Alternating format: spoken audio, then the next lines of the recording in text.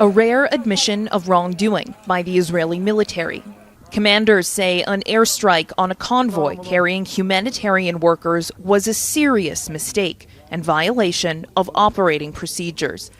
An internal Israeli army investigation found the attack that killed 7 aid personnel from the World Central Kitchen, or WCK, was ordered despite a low level of confidence about the intended target. The investigation's findings indicate that the incident should not have occurred. Those who approved the strike were convinced that they were targeting armed Hamas operatives and not WCK employees.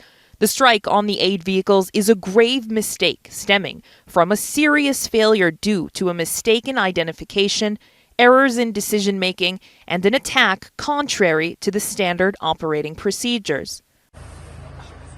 The Army says 2 senior officers will be fired, and several other senior commanders formally censured. The United States says civilians in Gaza must be protected. As Israel pursues any military operations against Hamas, it has to prioritize the protection of civilians. It has to make that job number one. Too many people have been caught in this crossfire of Hamas's making. Children, women, men losing their lives. Their safety has to be a priority, and military operations need to be designed around their protection.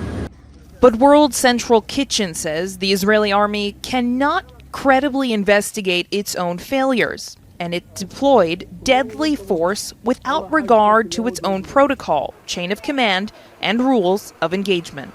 Their apologies for the outrageous killing of our colleagues represent cold comfort. Israel needs to take concrete steps to assure the safety of humanitarian aid workers. Our operations remain suspended. After nearly 6 months of war, Israeli forces have killed more than 33,000 people in the besieged Gaza Strip. The army has still not admitted to any unlawful killings. Hamdah, Salhut, Jazeera, occupied East Jerusalem. Make sure to subscribe to our channel to get the latest news from Al Jazeera.